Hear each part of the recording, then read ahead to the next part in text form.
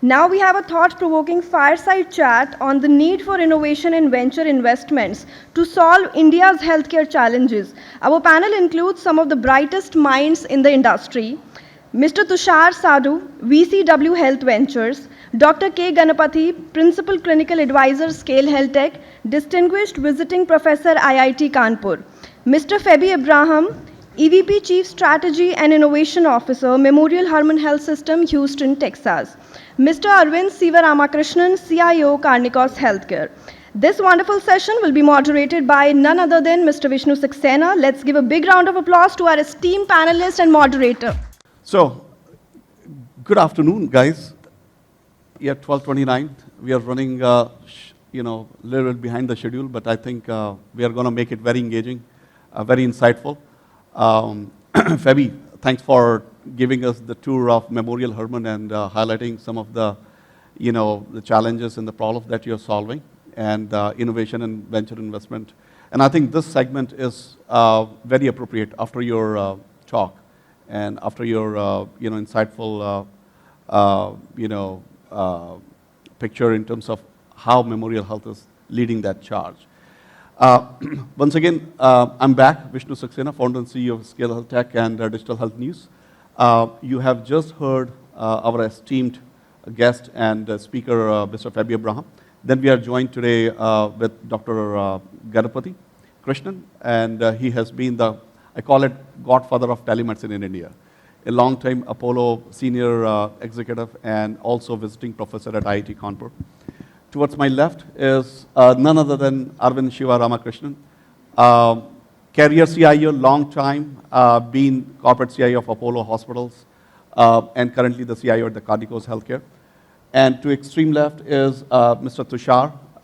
He is representing W Health Ventures, Tushar, right? So very interesting panel. We are going to talk about the need of innovation and investment to solve India's healthcare problems. And if I can take the word that Varsha said, the twin engine, innovation and investment, the twin engine. And I think that's a very appropriate word. And so what we're going to talk about is that, this is in the context of India's healthcare problems. So how innovation and investment can solve India's healthcare problems, right? We are the most populous country on the planet Earth. What does that mean? Resources are limited. But at the same time, we want to provide equitable, accessible, affordable healthcare to all. Hope, health, healing for all, if I can take that, the phrase. So the government is not answer for everything. So we need to find ways where innovative technologies have that potential that can reach to the masses and provide that unmet needs that can solve some, unmet needs and the challenges that they're facing on the day in and out. Now, let me start, Feby, with you. Let me open the floor with you. You're in a unique position in this panel. You are a senior executive of one of the largest health systems. You run strategy, you run innovation, you run investment.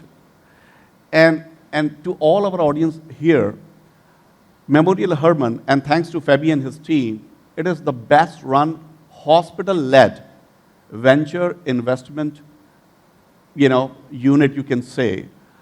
And Feby has invested, and Feby's hospital, Memorial Hermann, has invested over 42 companies. And out of that, 32 companies they have integrated within the Memorial Hermann ecosystem. So just, can you imagine, just for a second, 42 companies, Memorial Hermann, as a health system, has invested into, the high-performing and market-ready and valuable startups, and 32 has been integrated. So, Feby, can you help us share your thoughts and perspective in terms of, in two parts. A, how do you think and why do you think innovation investments are needed to solve the healthcare problems, whether it's the US, whether it's India, whether it's any other country? The follow-on question is, how it worked out for you? So you have invested over 42 companies. That means you have solved lots of problems. So what are the outcomes, and you can share, and I think that will resonate to our audience here, that will trigger their thinking towards the innovation and investment. Can you hear me? Very well. Okay. Is that good? Okay. So, first of all, I don't know if just to be candid, investments are necessary or sufficient to drive an innovation landscape. But Vishnu, to your question, I do think it can be a very helpful alignment tool to sort of drive innovations within a health system or becoming a health company. So let me just sort of expand on why I say that. First of all, I think what made a health system special historically has been usually they are the brands of trust for consumers for something that is complex. You know, when I'm sick, when you're sick, you want to go to the highest quality of care location. So they've built the highest brand of trust for the consumer, for a physician, for a care provider, number one. And number two, they've created a clinical group of quality practitioners who can deliver on that promise consistently year after year for hundreds of years. And so that's, you know, what Memorial Hermann or Mayo Clinic or any of these large, John Hopkins or any of these large franchises in the US have developed. I'm sure the same is true for India. I'm very familiar with Indian healthcare and all the brands that exist in different markets. But at the same time, they're not the best in doing everything outside of those two things. What's their core knitting? The core knitting is those two things I mentioned. When it comes to development of digital health solutions, when it comes to development of new service models, there are other good capital allocators, other more efficient companies that are developing great ideas. So for example, in my case, in the US healthcare ecosystem standpoint, if I have to build a digital health solution for a specific pain point or unmet need, I might be even competing with the Googles, Microsofts, and Apples for even talent. Forget capital. They have their trillions dollars plus of market cap. So they have tons of capital. They have great talent to sort of deliver on that mission, which we particularly cannot compete with. But at the same time, Google and Microsoft don't have the brand of trust or the clinical architecture in my market to sort of thrive or succeed. So where I'm going with all of that is partnerships and working with outside core ecosystem players are critical to create the ecosystem of the future.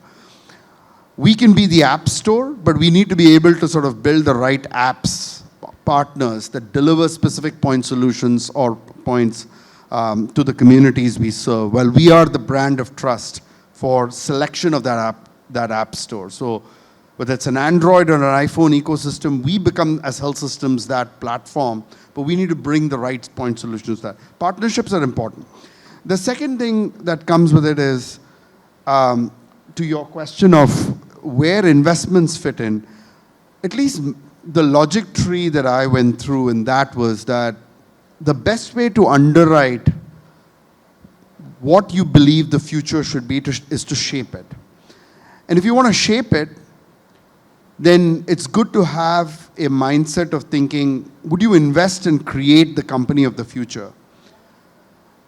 So that we are long-term partners together, not only in terms of investment returns, but also in terms of how the products of the future will be done. We'll have an ability to shape that product of the future. So I think investments are important from that perspective as a helpful cog in the wheel to sort of identify that. The third point is investments move at a different time cycle, right? And you know, you'll be able to attest to that from a venture investment standpoint. Usually, you probably get 4 to 8 weeks to make a call whether this company is good or you want to sort of think about this company as a core ingredient in what you're architecting for the future. But actually, operational alignment in a health system can take years, months, whatever. I think we all move at some level of, you know, slower speeds than an investment speed. Call it geological, call it whatever you want. So we need to be able to say, hey, look, what you're really asking the question is this a differentiated company? And is this a vision that I can build into my market? And then how do I work with the within my operational teams to bring that innovation to the market? Separating those two questions, so whether you'll invest in the company, how you integrate, and what's your plan to integrate, are two different questions. And how do you answer those two questions can enable that effectively. So that to your point, we invest in 42 companies, none of them we worked with when we invested in them. But now we have converted 75% of those companies into some level of operational alignment, but required us to have that staying power.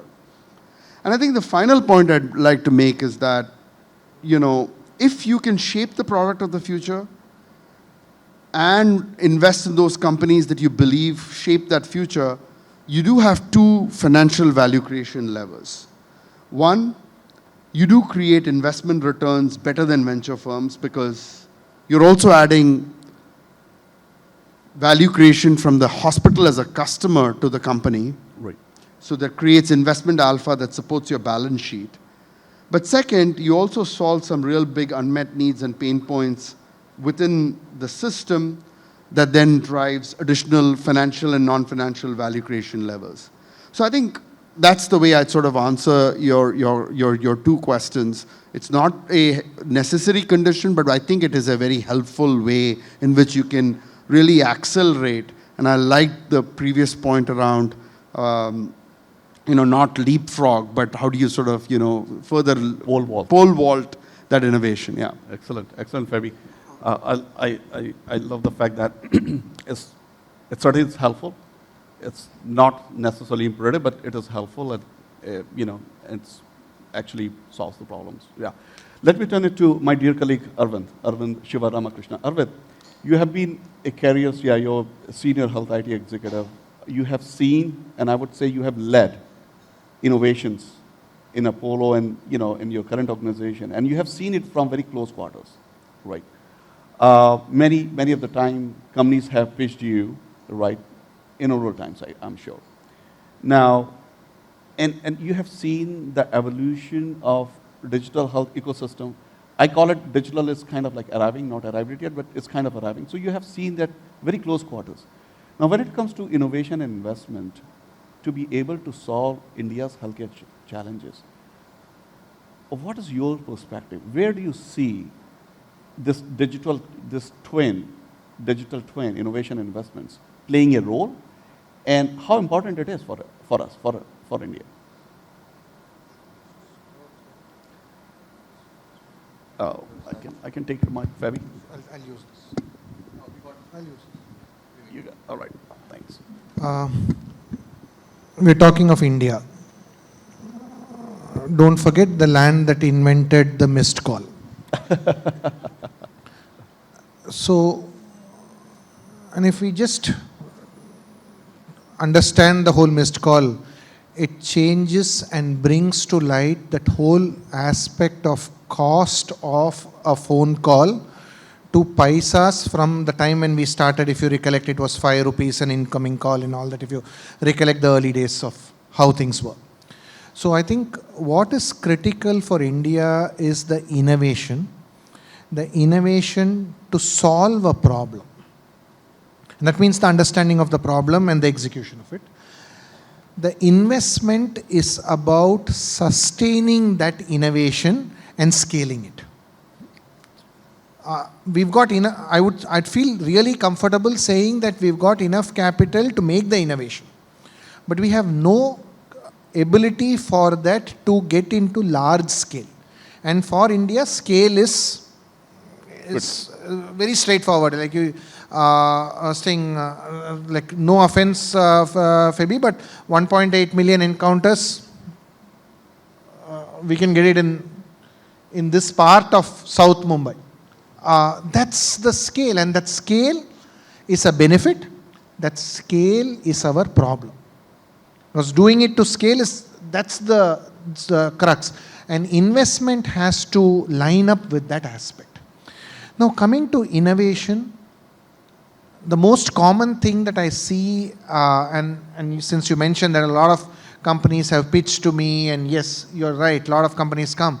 And I'm going to be direct. I'm not intending to offend anybody, but if anybody gets offended, too bad, too sad, but I'm still going to say what I'm going to say. Here we have a solution. This works in NHS. Our solution is HIPAA compatible. What is this? What is HIPAA?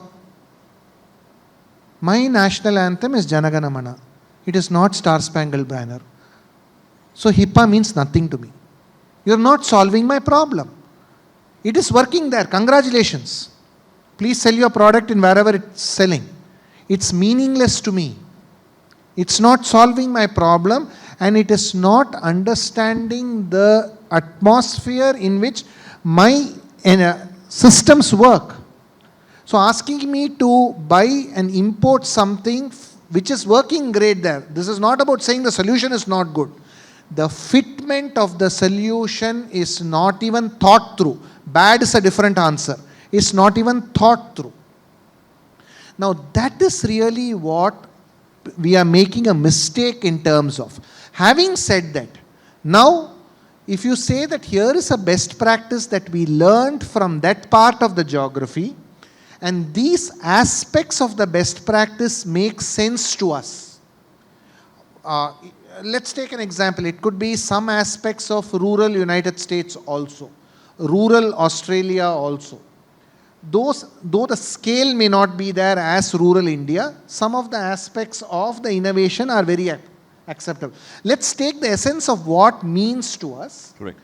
On top of it, spend a good amount of time understanding what we are doing and why we are doing. A lot of times, in the name of innovation, we are just jumping into solutions. Correct. Without actually elaborating our problem statement. So, let's elaborate the problem statement and understand what we are solving for. Now, based on that and keeping in mind the scale, and this is where comes the thing, because the solution is great. I tell somebody a solution is available for $100, which is $8,000. Sounds okay, meaning, but then when I say that you got to buy $100 solution for a 10,500 bedded hospital, now we are having a boardroom problem. Because 10,500 multiplied by 100, I don't know how many zeros are there. Then you further multiply it by 80, that's it. You are going to be chucked out of the room by the CFO. It's not about whether the solution, the investment is that much. It is now about, is the value we are generating for this investment worth the economy and the scale in which we are operating. There's no fault of any of the numbers, but they're just not adding up to make a cohesive story in this ecosystem. So that's the lapse of connection between innovation and investment that we need to do a better job here in India so that it works for us and works for us in sustainable scale. Sustainable scale is critically important because it's not about these solutions working and having a good photo op out of it. It has to work for time and across all the environments that our health systems work on and serve. They serve different categories of patients in different economic categories as well as in different disease categories. We're pretty diversified in all the things that we are. Unfortunately, these are not nice things to happen to a country, but we've got a diverse health paradigm and we need to solve these. So I think our investment has to cater to that. I am feeling more confident on our innovation and our ability to churn out. But I'm feeling a less thing in terms of the scale we operate, and the last, when these two come together, the speed. We take a long time. Yeah. And I don't think our patients have the patience to tolerate our innovation. Yeah. Our patients need healthcare, and making them asking them to demonstrate patience is just not fair. It's not the right way by which we in technology and healthcare can do the right thing. Excellent, excellent. And you checked all the marks. Arvind, a couple of things that you mentioned, contextualization. If I'm your place, if I'm the CIO of a hospital, and if somebody makes Indian hospital, and somebody makes the pitch of NHS, or for that matter, CMS or anywhere, Memorial Hermann, naturally so. I would like to be, it contextualized solves my problem. In Chennai, in Bangalore, in Mumbai, this is my problem. HIPAA, we are not, we are working towards that regulation. And when that regulation comes, better make sure that your software is compliant to that. Excellent point. Problem. So many of the time, that's the problem with the digital health startups is they are creating the solution, but they are not, getting falling in love with the problem. So fall in love with the problem, not the solution. And I think that's where we need to start to really understand how this solution, how this problem is gonna, how we can solve this problem and how it impacts the end user, the patient. What are their needs? Many of the times, and Feby, I'm coming to you, Tushar, just, closing the loop here. Many of the time around 2014 and 15, when the innovation boom started, the CDOs and Neil, you can attest to that. We started creating lots of mobile apps, but the adoption and the patient adoption of those mobile apps were very poor. And then we started going around truly understanding the needs of the patient. So human-centered design and all design thinking, and you led the DICE group and all. So the idea is that, trying to identify the problem and then create the solution, and that's where the adoption and the scale will happen. And the last point that you mentioned, Arvind, is the time it takes. So time to value, speed to innovation is critically important for innovation to be really meaningful, and if it doesn't right, makes the technology invisible. So I think that's I would say the takeaway is very important. Tushar, coming to you, so you represent a venture fund that works in healthcare. And you may correct me if I'm wrong, there are very limited venture funds in India who are focusing in healthcare. Now, my question to you is, after pandemic, after COVID, what trends you have seen in terms of appetite of investment in digital health startups by the VC communities and the impact of it? So what's your perspective, what you have seen? Yeah, so I think I'll probably just preface it with a little nuance when we say I'm representing W Health, right? So yes, W Health Ventures, we're a healthcare-focused fund. I would refrain from calling it digital health, etc., because that's again solution-first thinking, right? So yes, healthcare-focused fund, but I'm also representing a carve-out of our fund, which is called 2070 Health, and I'll tell you why that's relevant here. So this is a venture studio, and Feby, your slides were very, very hitting it home because that's also very close to what we do. So this 30 million carve-out is actually focused on creating new healthcare companies where we've not seen any innovation happen in India, right? So and a lot of these are not mobile apps, right? Like these are ways of thinking about single specialties in a new way. These are ways of thinking about diagnostics in a new way. So anyway, just wanted to park that thought for now.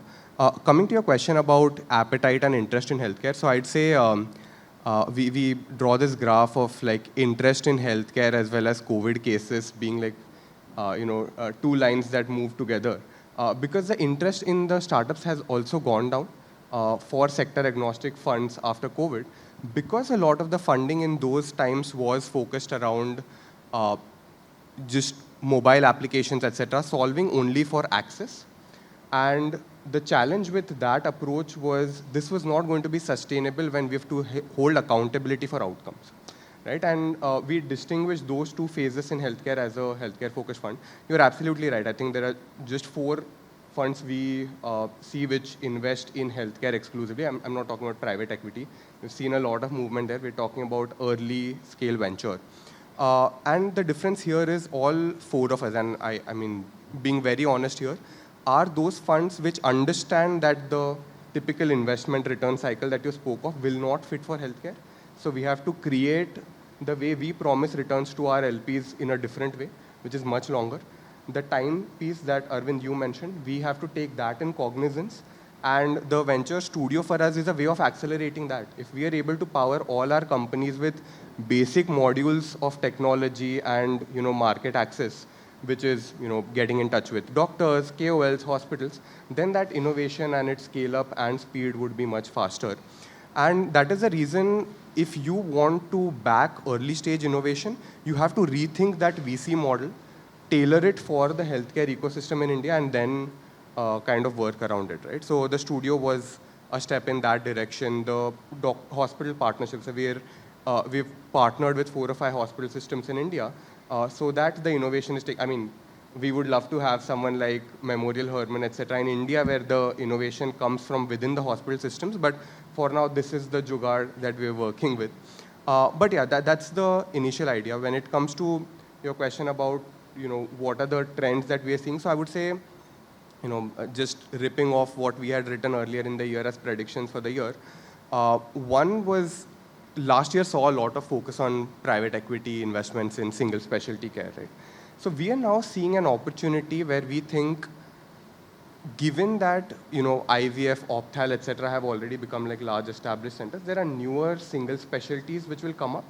And the great way to mold them or shape them, the way Feby mentioned, is to be involved in their creation on day zero and bring that digital front door, bring that technology element right at start. Right? So that is one thing we are seeing happen right now. So classic examples would be aesthetic clinics. Classic example would be obesity management, early signs of pain management as a single specialty. All of these are coming up now, right? So we have a way and timeline to decide how can they be shaped, what exactly would they look like, versus having like legacy mindset of building out a clinic. So that's certainly one. A lot more tech-first single specialty coming up. The second theme, so to say, for us is all of these single specialty, but let's say mobile application kind of startups are moving to the clinic model. In all transparency, we've seen that transformation in some of our portfolio also. A lot of them have now ventured into creating unit economic, robust clinics, etc. And that is now acceptable to investors, right? I mean, this was not the case, let's say, 4 or 5 years ago, where 20% discount on pharmacy and diagnostics was the way to go. So that's significantly changed. And I think the third one is really all of us are waiting for early signs on how ABDM, the tech stack, etc., would give more defined frameworks for us to then build around and really leverage that. I mean, don't want to get into a lot more detail, but I would say these 3 are the more important ones. Excellent. Thanks, Tushar. I'll have a follow-up question, come back to you. So, Dr. Ganapathy, your industry stalwart. You have seen or you have some presentation, but before, yeah. Thank you, Vishnu, for letting me have the last word. But I'm going to, with your permission, I'm sorry, can you come a little to this side? I want to show some slides. Yeah. Because a picture is equal to 100 words. And I plan to deal with a subject which I really think is seldom covered. I'm going to talk, you're talking of venture investments. So I'm going to talk the perspective of a funder. Now, this is a personal experience which I've had over the last 5 years. Can I have the first slide, please, my presentation? Can I have the first slide? From bench to bedside? Yeah. Okay. Now, I'm going to talk to you about my personal experience over the last 5 years.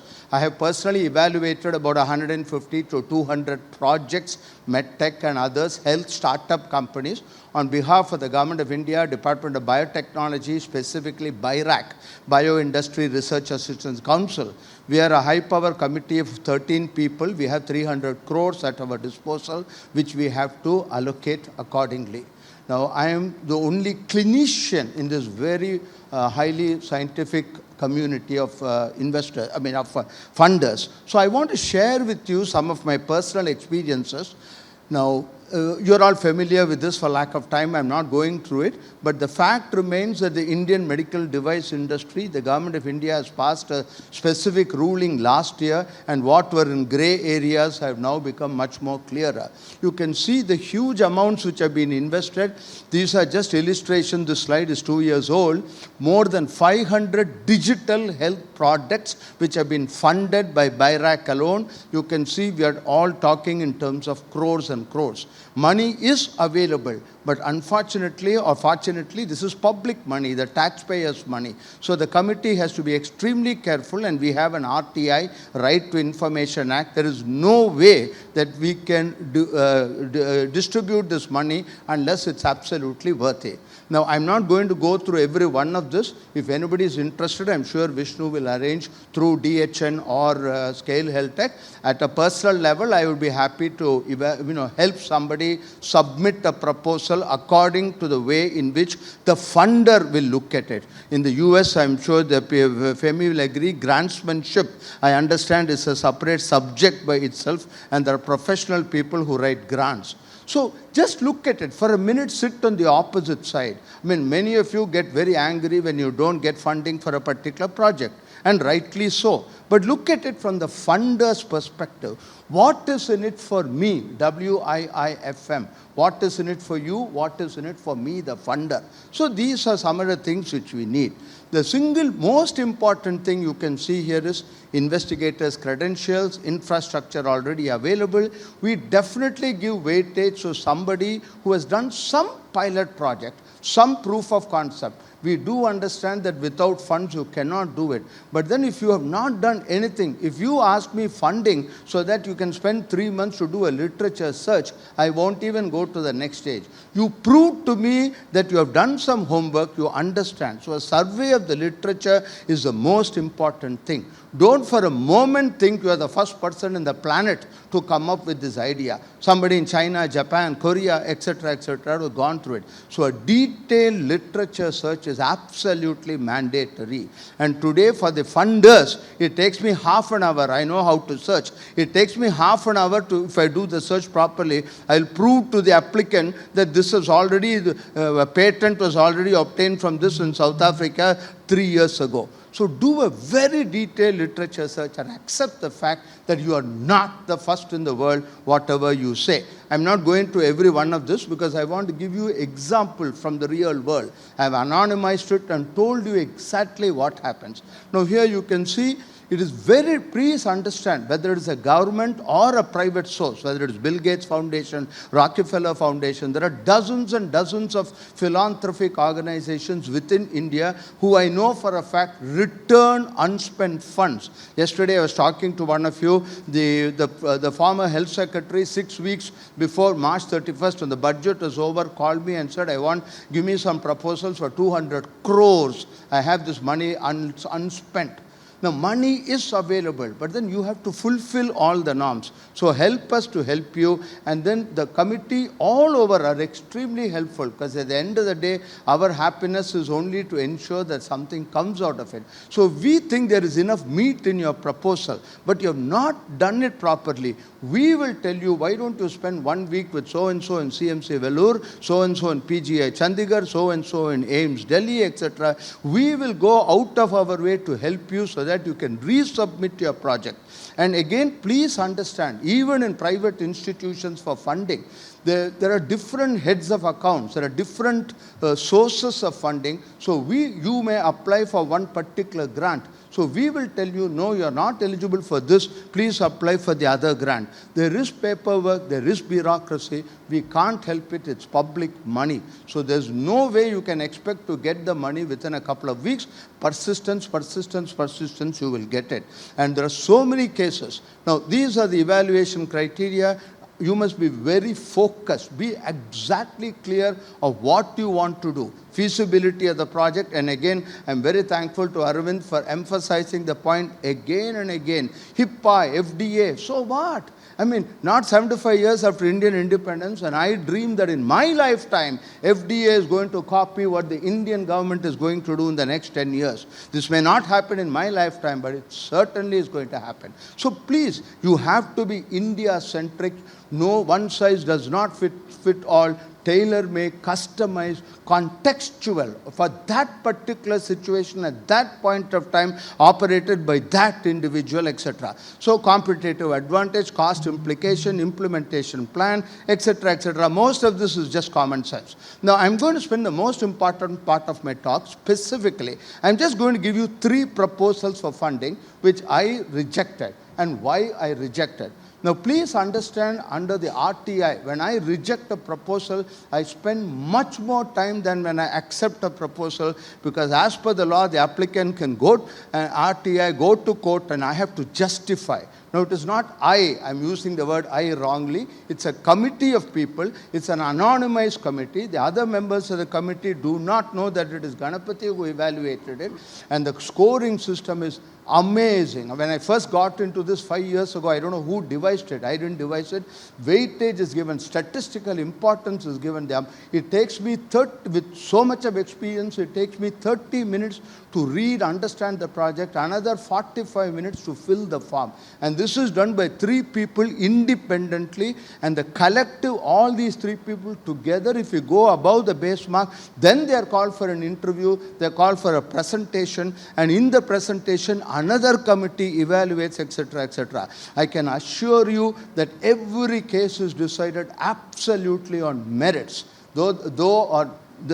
See, normally you think government organizations, this doesn't work, but so far as DBT, DST are concerned, this happens. So just look at this. Day before yesterday, I read in the media that, I forget the name of the company, some big US company, I think, has introduced exactly this product in Spain. Now, here is a person who is talking about treatment, cure for migraine. Now, what upsets me terribly, and I've never been a diplomat in my life, I've communicated this to the Secretary, DBT, DST, etc. I'm very upset that I'm sure there are not many practicing hardcore clinicians in his audience, but because of people like Arvind and Vishnu and Ruby and all you people, that is why digital health has been driven. But please remember, clinical medicine is totally different from the most fantastic technology which you develop. Now, this person who sent this 18 pages, he has talked about wearable device, he has given graphs about strength of a stimulus, how it is monitored, recorded in a cloud-based application, wearable device, marketing, global market potential, blah, blah, blah, 18 pages. This poor young applicant has no idea that migraine, by definition, is something with exacerbation and remission. When I get a headache today, the next attack of headache may be 1 month later, maybe 2 months later, maybe 6 months later. Migraine is primary migraine and secondary migraine. Migraine can be a symptom complex, can be due to a tumor in the brain, can be due to arteriovenous malformation, etc., etc., etc. This entire study has asked for 1.5 crores. There is no clinician involved in the study at all. There is no neurologist, there is no neurosurgeon who is a co-investigator in this study. He has no idea of what is the clinical presentation of migraine. Now, if I am a purchase officer, I've been associated with one of the biggest corporate hospitals, so I have some idea. No purchase officer will buy any equipment unless he has absolute, incontrovertible scientific evidence, statistically validated that investing money here will improve the healthcare outcome for migraine patients, which means a follow-up of at least 1.5 to 2 years. You cannot have a wearable device and then say this is effective. So don't develop a prototype and then come to me for testing. At the conceptualization stage, when it's still in your mind, please get the appropriate domain expert and then ask him involved. Now look at this. This person wants the mapping brain's functional networks in health and disease. What a ridiculous proposal. Mapping brain's functional networks in health and disease. Basically, he wants a wearable EEG, which is fine. It's a great idea. If you can wear a wearable EEG, it's a fantastic indigenously made. But then he has no idea of how does he prove to me that his product is as good as the conventional 64-channel EEG. So I expect him to give me details. How many patients is he going to test this upon? What is the task he's going to give, etc., etc. Now, yet somebody else, he says he wants money for an ultrasound. He's given all the engineering details, laser wire with diode, 1064 millimeter laser source for ablating. But he says this can be used for benign and malignant tumors. Now, this shows his gross ignorance of basic biology. Malignant tumors are 100 different types. Benign tumors are 100 different types. The biology of a benign tumor is totally different from the biology of a breast cancer, prostate cancer, brain cancer, lung cancer, etc., etc. So, obviously, no homework has been done at all. Now, I'll just conclude with another proposal, an excellent proposal. Now, I went through it in great detail. I couldn't find a single reason why I should reject it. Now, just go through this. Deploying a minimum viable product on a decision support system. Now, this is core of digital health. This guy wants funding for a decision support system. Why does he want a clinical support system? For surgeons to decide on ventral hernia, on what exactly should be done. And before he asks for funding, look at the amount of work he has done. He has already taken laparoscopic surgeons involved in solving problems. He has already assembled 2,721 CT images, 512 into 512, team of skilled surgeons, blah, blah, blah. He has done all this, everything, a good preliminary report, and has given me statistical evidence that this study needs to be done in a much larger. And look at his objectives. Hernia defect identification, first objective. Second objective, volume calculation, ratio computation, etc., etc., etc. Objective 2, deploy this as a pilot study among surgeons and radiologists. 12 specific areas were mentioned. This is the sort of application which all of us would like. And obviously we funded him. So what is I could go on and on, but just one last slide. Look at this, beautiful, absolutely beautiful. It took 4 years for us to come to this project. I was also part of the what is called project monitoring committee. So every 6 months I would go to their factory and see what it is. And now it's almost ready. It'll be go to market commercially available in a few months from now. Look at this, a device shining multiple light sources from ultraviolet, visible, infrared, near infrared, captures multispectrum images in 60 seconds. The AI algorithm tells you about wound infection, tissue oxygenation, etc., etc. Gone are the days, in the next 1 or 2 years, you no longer have to do a wound swab, you no longer have to do culture sensitivity, wait for 48 hours. In 3 minutes, this spectrophotometric, totally indigenously made, funded by BIRAC over a period of 4 years, clinical trials will come to market. You shine a light and you get an answer telling you that it is Staphylococcus, Streptococcus, and so on. Yeah.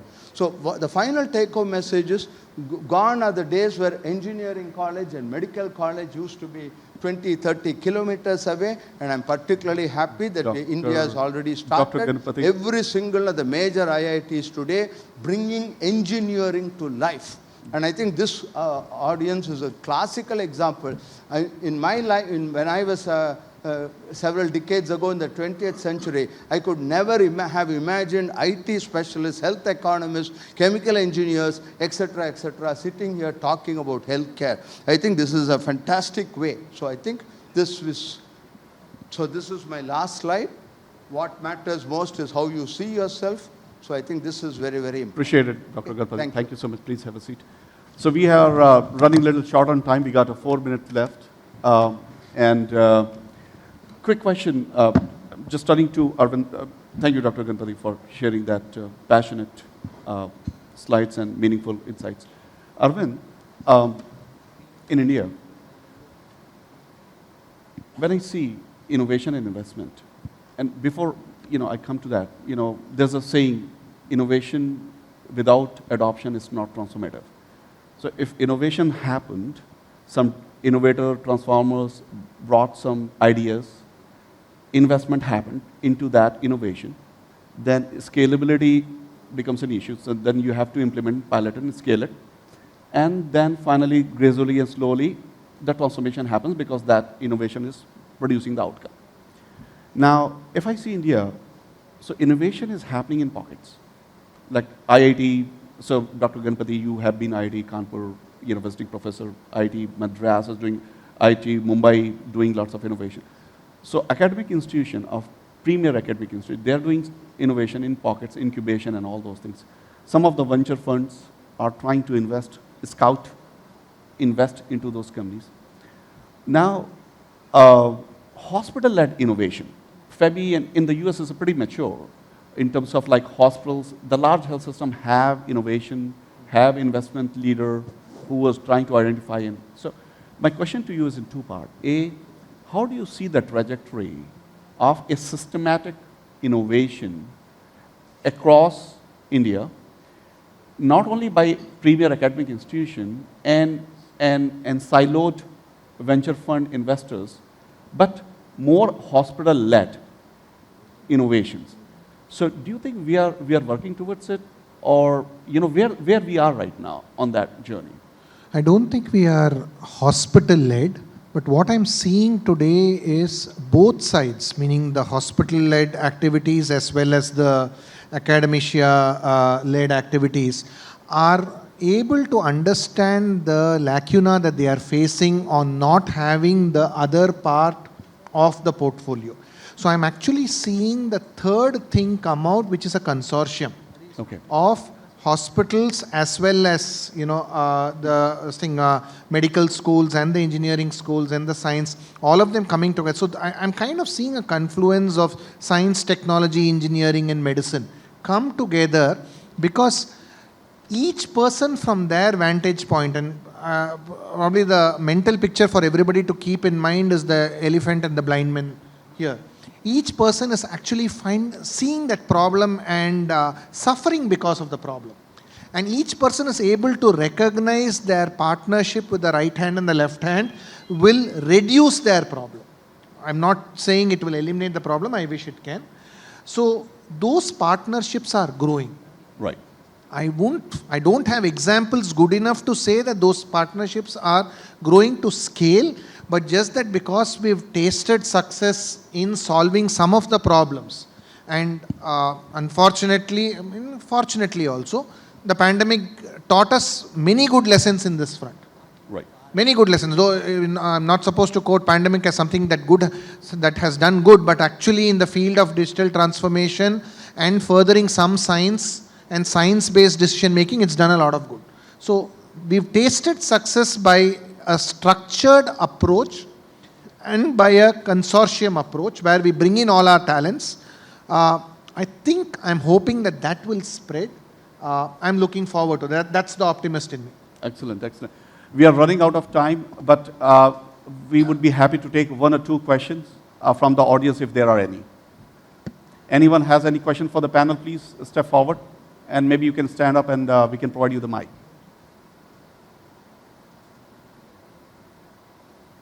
One, two, three, four. No question? Team? Any questions? Yes, please. Stand up, please. Introduce yourself and ask your question.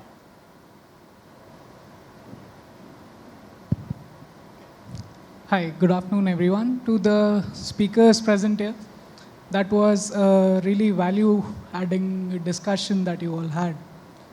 The only approach of innovation that Feby sir had put forward, because they are running way ahead than what we are. We are a developing country.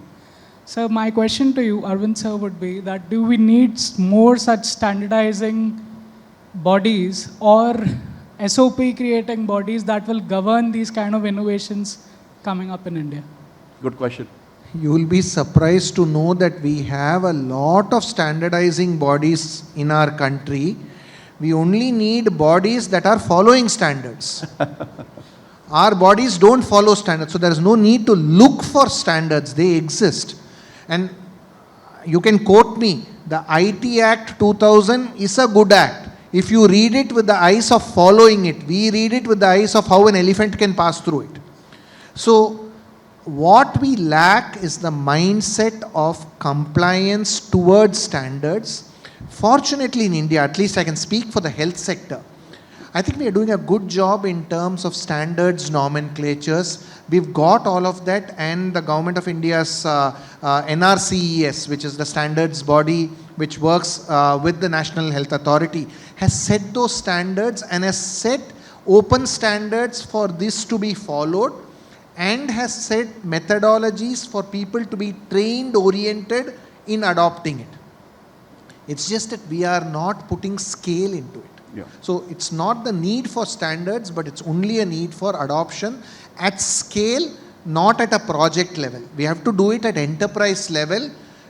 First enterprise level, then cross enterprise. Cross enterprise is the bigger problem. Neighbors don't talk to each other, but we don't talk to each other within the organization also. So I shouldn't be blaming cross enterprise. These are realities. These are realities. Anybody who's worked in large health systems, they know these are problems. Adherence and discipline. क्या फर्क पड़ता है attitude should be killed. People should be fined and Right. jailed if they have that क्या फर्क पड़ता है attitude. That's the only thing that's going to help us out. Thank you, Arvind. In short, we have the laws, we have to implement it. Thank you so much. All right. So thank you. So let's a big round of applause for an excellent panel. Feby, thank you. Tushar, thank you. Arvind, thank you. And Dr. Ganapathy, thank you. All right, guys.